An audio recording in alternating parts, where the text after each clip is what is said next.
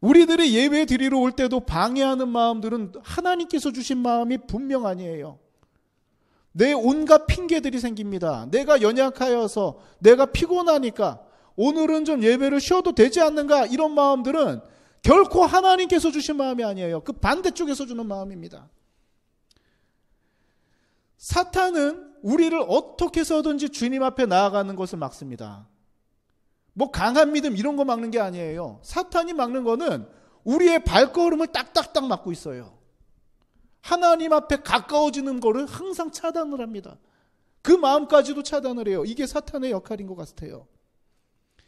이러한 아픔, 어려움이 있습니다. 경련이 일어납니다. 입에 거품을 뭅니다. 정신을 못 차릴 정도예요. 이 아픔을 뚫고 주님 앞에 나와야 이 일은 해결이 됩니다. 이 아픔은 치유가 된다는 거예요. 아버지의 심정, 저는 참 이 말 공감합니다. 자, 22절 파란 글자를 보니까 귀신이 이 아이를 죽이려고 불과 물에 자주 던졌다는 거예요. 어려서부터 이 아이의 삶은 어떤 삶이었냐면 이 아픔과 괴로움이 많은 삶이었습니다. 결코 평온한 삶이 아니었어요. 우리가 하나님을 바라보지 못하고 세상을 바라볼 때 이러한 어려움 때문에 주님께 등 돌리고 믿음이 없는 삶을 살아가는 사람들은 이런 아픔을 겪고 살 수밖에 없습니다. 이 아이의 삶, 굉장히 어려운 삶입니다. 이 아이를 죽이려고 불에도 던지고 물에도 던졌다고 표현을 해요. 얼마나 비참합니까? 이 아이를 사랑하는 아버지는 예수님께 말합니다. 녹색 글씨를 보니까 무엇을 하실 수 있거든 우리를 불쌍히 여기사 도와주옵소서. 저는 이 자녀를 낳아보니까 이 말이 너무나도 와닿아요. 무엇을 하실 수 있거든 나를 좀 도와달라. 저는 지금 안산역에 가서라도 우리 자녀를 위해서 구걸할 수 있습니다. 무릎 꿇고 싹싹 빌 수 있어요. 한 푼 주십시오. 나 할 수 있습니다. 자녀가 없다면 못하죠. 자녀가 없다면. 그러나 자녀가 지금 극박한 상황이라면 저는 안산역 앞에 나가서 한 푼 줍쇼를 할 수 있습니다. 지금 이 아버지의 심정이 이런 심정이에요. 이 아버지가 자녀를 예수님께 데리고 온 것은 믿음이 있어서 데리고 온 것이 아닙니다. 그저 자녀를 살리고자 하는 마음으로, 자녀를 사랑하는 마음으로 예수님께 온 것이에요. 엉망진창인 삶, 매일마다 귀신 들려서 거품 물고 뒤집어지고 고꾸라지고 불에도 들어가고 물에도 들어가고 이 아이의 비참한 삶을 어떻게 해서든지 내 힘으로는 해결이 안 되니까 이 자녀를 살리기 위해서 예수님 앞에 나왔습니다. 아버지로서 좋은 환경을 제공하고 싶고 가장 좋은 것만 경험하게 해주고 싶은 것이 부모의 마음 아닙니까? 그러나 내 힘으로 안 됩니다, 주님. 이 절박한 마음으로 이 아이를 좀 어떻게 좀 해주십시오. 지금 이런 말을 하고 있는 거예요. 이 절박함은 누구나 인간으로서 이해하고 동정할 것입니다. 그러나 예수님의 대답은 좀 달랐어요. 지금 이 아버지의 상황이죠. 절박한 상황, 안타까움, 불쌍함, 이런 거는 다 이해하고 수긍할 만하지만 수긍하지 못하는 문제가 딱 하나 있다는 것입니다. 그 문제가 무엇입니까? 바로 믿음이 없다는 거예요. 믿음이 부족하다는 것. 믿으려면 확실히 믿으라는 말입니다. 될까 말까. 뭐 할 수 있으면 할 수 있고 아니면 아니고, 되면 되는 거고 아니면 아니고. 자, 이런 문제가 아니라 예수님 앞에 나와왔다면 전적으로 예수님을 믿고 의지하라는 거예요. 저는 가끔 같이 생활하는 사람들 중에 이런 신앙을 갖고 있는 사람들이 있어요. 할렐루야, 나미아불 타불 인샬라. 그렇죠? 하나님도 믿고 부처도 믿고 알라도 믿는다는 겁니다. 뭐든지 내가 지금 절박하니까 뭐든지 도와달라는 심정으로 살아가는 사람들이 있어요. 그래서 절에도 한번 갔다가 교회도 갔다가 뭐 모스크라도 갈 그럴 판입니다. 자, 이런 절박한 문제들, 절박한 마음, 인간으로서는 당연해요. 그러나 이 절박함은 어디서부터 나오냐면 믿음이 있고 없고에서 출발한다는 것입니다. 여러분들은 다른 곳은 안 가잖아요. 관광지로서 절은 찾아가더라도 내가 절박해서 절간을 찾아가지 않지 않습니까? 왜냐하면 믿음이 있기 때문에 우리는 하나님 앞에 나와 기도하고 내가 나와 함께하는 하나님을 믿기 때문에 우리는 그분을 전적으로 의지하는 사람들이 바로 그리스도인이라는 것입니다. 이 파란색 글씨를 보니까 할 수 있거든이 무슨 말이냐? 지금 너의 아픔이 어디서부터 시작을 했느냐? 이 문제 해결 안 되는 게 어디 있느냐? 지금 네가 누구 앞에 나와 있느냐? 나를 누구로 보고 왔느냐? 지금 되고 안 되고 이 말이 무슨 말이냐? 그러면서 하시는 말씀이 빨간 글자, 믿는 자에게는 능히 하지 못할 일이 없느니라. 믿음이 있는 자에게는 이런 문제들이 해결된다는 것이에요.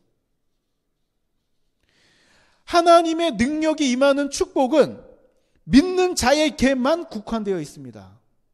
굉장히 중요한 문제예요. 안 믿는 사람들도 하나님의 축복을 누리는가? 아닙니다. 이전에 창세기 6장부터 9장, 자, 여기에 걸쳐 있는 노아에 대한 설교를 할 때 가장 중요한 단어가 바로 이 방주라는 단어죠. 방주. 이 방주는 어떤 방주입니까? 이 믿음의 상징이거든요. 세상에 아무 일이 없을 120년 동안 하나님의 말씀에 순종해서 그 맑은 날 방주를 만들고 마지막 날에 방주의 믿음으로 탄 사람들은 생명을 얻습니다. 구원을 얻어요. 그러나 믿음이 없는 사람들은 어떻게 됩니까? 철저하게 심판받습니다. 마찬가지로 우리가 믿음으로 살아갈 때는 하나님의 구원을 경험하고 축복을 경험하고 은혜를 경험하지만 이 믿음이 희미해진다면 이런 축복은 경험할 수 없다는 것입니다. 믿는 자는 100% 믿는 것을 얘기해요. 100%. 믿을까 말까, 이거 할까 저거 할까가 아니라 100% 믿음으로 하나님께 순종하는 자는 하나님의 능력이 임하고 이 하나님의 능력은 능히 하지 못할 일이 없다. 즉 불가능이 없다는 말입니다. 그런데 여러분들 삶 가운데 불가능이 없습니까? 저는 내 능력을 오버한 일들이 너무나도 많아요. 불가능한 일들 천지더라고요. 내 힘으로 되는 일보다 기도하면서 이루는 것보다 매일마다 기도해야 될 문제들이 더 많이 있습니다. 내가 믿음이 없어서 그렇겠죠. 분명히 내가 믿음이 부족했을 거예요. 이게 굉장히 큰 문제이기도 하지만 자, 이것은 인간으로서 누구나 가지고 있는 것이더라고요. 지금 이 아버지가 할 수 있거든 우리 아이를 좀 불쌍히 여겨서 좀 도와달라고 간청을 했는데 아버지의 간청이 지금 바뀌었어요. 주님 앞에 나온 이후로 주님의 말씀을 듣고 그 다음에 뭐라고 간청하냐면 소리를 지릅니다. 뭐라고 소리 지릅니까? 내가 믿나이다. 나의 믿음 없는 것을 도와주소서. 이거 녹색 글자랑 파란 글자는 완전히 다른 말이에요. 잘 보세요. 우리가 성경 그냥 볼 때는 이 부분을 그냥 읽어 넘어갔지만 오늘 잘 봐야 됩니다. 내가 믿는다 그러는데 그 뒤에 말이 뭐예요? 내가 믿음이 있다는 거예요? 없다는 거예요? 나는 믿음이 없다는 거예요. 그렇죠? 내가 믿나이다. 나의 믿음 없는 것을 도와주소서. 완전 반대되는 개념입니다. 이 대목이 왜 중요하냐? 아까 서두에 이야기했듯이 우리가 막 믿고 싶다고 해서 믿어지는 게 아니에요. 공부 잘하고 싶다고 해서 공부 잘하는 게 아니에요. 박수 잘 친다고 은혜 받은 거 절대 아닙니다. 아멘 크게 한다고 은혜 받은 것도 아니에요. 그거는 사람의 성향, MBTI에 따라서 다르게 나타날 수 있어요. 지금 이 아버지는 내가 믿나이다라고 분명하게 말하지만 그 뒤에는 나의 믿음이 없는 것을 도와달라고 합니다. 이게 도대체 무슨 말인가? 상황을 모면하기 위한 처세인가? 그렇지 않습니다. 내가 원하는 것, 나의 의지는 주님을 믿는 것이지만 지금 내 내면에 있는 불신앙적인 마음이 아직도 남아있기 때문에 내 믿음이 지금 없는 것, 이 불신앙적인 마음을 좀 해결해달라고 도와달라고 간청하고 있다는 것입니다. 이것은 이 아버지의 문제가 아니에요.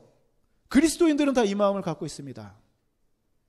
잘 믿고 싶고 축복받고 싶고 뭔가 하나님의 일을 하고 싶지만 내 내면에 있는 이런 갈등들, 내가 놓지 못하는 이런 문제들, 죄의 습성들, 끊지 못하는 것들, 이것들이 내 믿음 없는 모습을 나타나게 하거든요. 인간은 전적으로 부패하였습니다. 선한 것이 하나도 없어요. 그렇기 때문에 우리의 신앙은 온전할 수가 없습니다. 어떻게 보면 다행이에요. 우리 다 똑같은 인간이니까. 온전할 수 없어요. 그래서 간혹 교회 다니는 분들 중에 힘들어하는 분들이 누구냐면, 저 사람 보고 잘 믿는 줄 알고 이 사람 보고 신앙생활 했는데 이 사람 보니까 엉망진창이야. 실망했어. 예수 믿는 사람도 별거 아니구나. 다 떨어져 나갑니다. 나 실망했다, 안 믿는다. 사람 보고 믿으면 그렇게 돼요. 왜냐? 사람은 누구나 부패하고 연약함이 있기 때문입니다. 때로는 내 속에 있는 연약한 문제들, 불신앙적인 면이 겉으로 나타나기도 합니다. 크게 나타날 때도 있어요. 우리의 마음이 통제가 안 될 때, 감정적으로 컨트롤이 안 될 때 불신앙적인 면이 크게 나타납니다.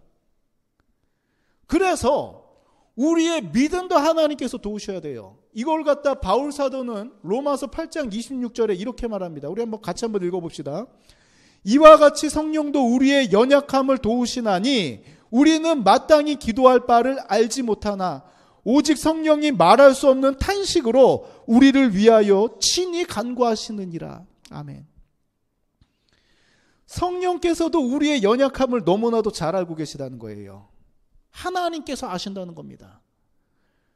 제가 계속 강조하는 게 그리스도인들에게 있어서 고난도 축복이라는 말이 바로 이 부분입니다. 내가 추구하고 성취하고 싶은 것들이 하나님의 뜻과 다르다면 이거는 망하는 게 맞는 거예요. 실패해야지 맞는 겁니다. 축복인 것입니다.